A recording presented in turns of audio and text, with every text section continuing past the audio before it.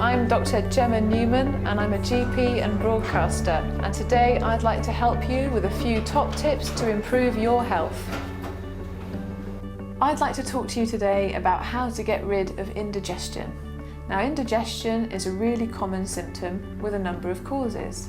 So firstly, I'd like to talk to you about what symptoms you might have and then a little bit about the causes.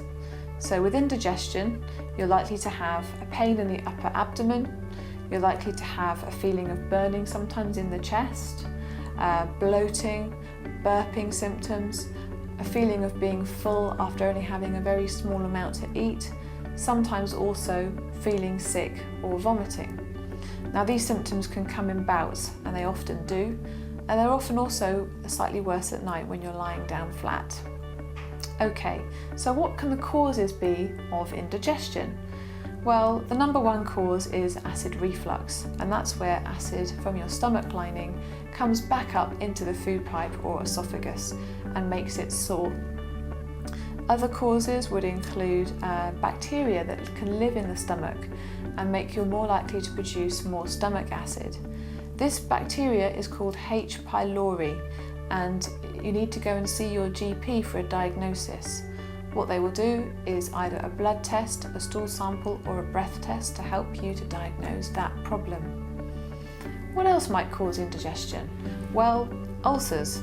Ulcers in the stomach or in the small intestine can also make you feel that you have indigestion. A hiatus hernia is another cause. That's where your stomach pushes up through the diaphragm and causes symptoms of, again, the acid coming up into the food pipe. Medicines can sometimes cause indigestion, so it's really important to look at what you might be taking. Now, if you're not taking any regular medicines from your doctor, you may be taking something over the counter like ibuprofen or another anti-inflammatory, or sometimes aspirin.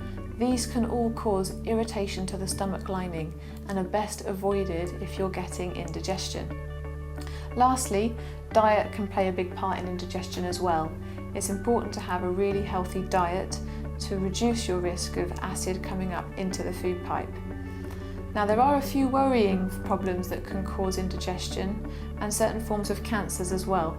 So if you have other symptoms, things like black poo or blood in your vomit or weight loss or difficulty in swallowing, or if you're found to be anemic, it's important to go and see your own doctor for advice and for a diagnosis. Okay, so we've covered those. Now let's talk about what the treatments will be. Well, if it's on and off and it's not happening very often, you can get over-the-counter remedies to ease your indigestion. So number one would be simple antacid tablets that you can buy from your pharmacy. You could also try an acid-suppressing tablet from your doctor. This will improve the amount of acid that your stomach produces. You could try another type of medication called a prokinetic medication from your doctor, which will reduce any belching component that you have. But other simple remedies would include things like peppermint tea for bowel spasm. This may also help to improve indigestion associated with belching or bloating. Now, the most important thing I can tell you on this video is your diet. You have to pay close attention to what you're eating. Now, it's sensible to avoid any triggers for indigestion. These things would include spicy foods, caffeine, maybe fatty foods, alcohol, and obviously smoking as well.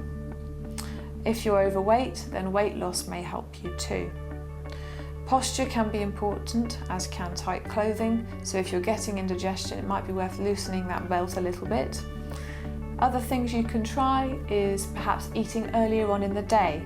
The later you eat, the more likely you are to get indigestion, especially if you're going to be lying down or going to bed anytime soon after eating. Therefore, I'd also advise you to avoid drinking anything a couple of hours before bedtime. This will also hopefully improve your indigestion symptoms. So, with all these points in mind, good luck, and if you do have any persistent problems, go and see your own doctor.